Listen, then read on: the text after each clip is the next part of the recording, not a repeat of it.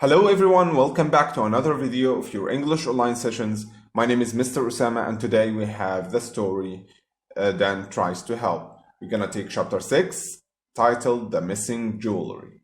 But as usual, before we start, we're gonna start up with the vocab. The first word we have is valuable. Valuable means something that is important or costs a lot of money, okay?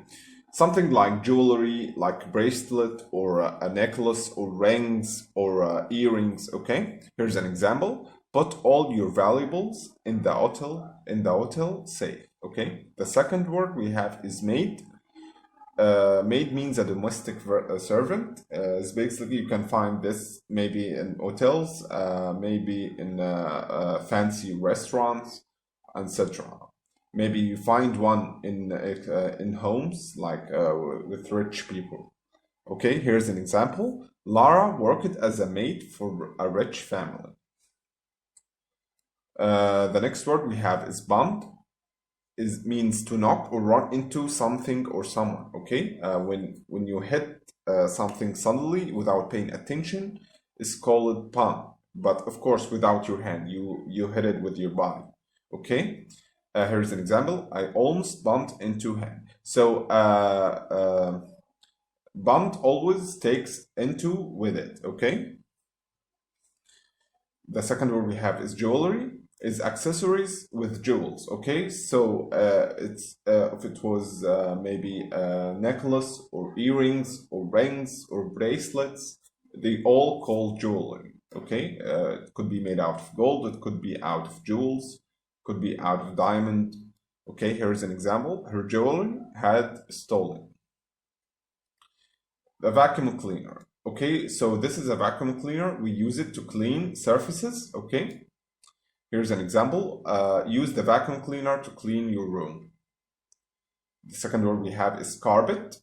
Okay, is a floor covering made from thick woven fabric. So this one you can find in your room under your feet is called a carpet. Okay, we can sleep on this carpet.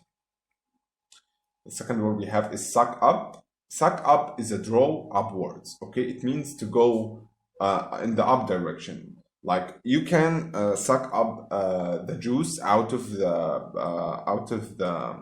the glass with a chalumeau. You know this word. Here's an example. A vacuum cleaner sucks up the dust particles from the carpet. The second word we have is nod. Nod means to shake your head, like if you say yes or no. Here's an example. She nodded her head in agreement.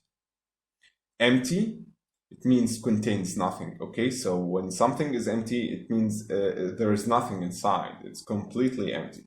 Here's an example. Is this box empty? Okay, so we have the pre-reading questions. What do you think the title means? The missing jewelry. Okay. Do you think there is a connection between the vacuum cleaner and the jewelry? Let's see. I want you to open your storybook at page 30. The missing jewelry. I'm gonna read this for you, and what I want you to do is pay attention to what I say and how I pronounce words and to the details of the story. Okay, I'm gonna try to explain any difficult words as we go. As Dan and his dad finished their lunch, one of the hotel maids came into the office. She told Dad that some of the guests' valuables were missing. Okay, so there was something missing. What sort of valuables? Asked Dad. Watches, money, and jewelry, said the maid. I think someone has stolen them. That's very bad, said Dad. He looked worried. We must try and catch the thief. Do you think it is one of the guests? Yes, and the other maids think so too. I could try and find out who it is, said Dan eagerly. Okay, eagerly means excitedly, in an excited manner. I think you've helped enough for today, said Dad. Don't you? Yeah, he made a big mess, so his dad doesn't want him to help again. Let's flip the page. After lunch, Dad went to talk to the other mates, then read some more of his books, but he soon got bored. Okay, he heard the hum of a vacuum cleaner outside the office. So a hum is the sound of the vacuum cleaner. It makes like something like hmm. Okay, so this is called humming. Perhaps I can help, he thought. I can't make a mess with a vacuum cleaner, can I? Dan looked out of the office door. He saw the maid switch off the vacuum cleaner and walk away. When she had gone, Dan went over the vacuum cleaner. He switched it on and began to clean the carpet. This is good, he thought. Now I am being helpful. Dan pushed the vacuum cleaner up and down. Then he carried it down the stairs to the floor below. He tried running with it to clean the carpet quicker. Oh no, he tried running with this. Sounds dangerous. You shouldn't run while using the vacuum cleaner because you could fall down easily. So let's flip the page on page 32. Suddenly, the door to one of the guests' room opened, and a woman stepped out. She was holding a handbag. Dan bumped into her, so he hit her without paying attention, of course, because he was running, and she dropped the handbag. Several watches, rings, and necklaces fell onto the carpet. The vacuum cleaner sucked them all up. Oh no. Dan stopped and stared. Stare means to look for a long period of time into something, okay? He switched off vacuum cleaner. You silly boy, the woman exclaimed.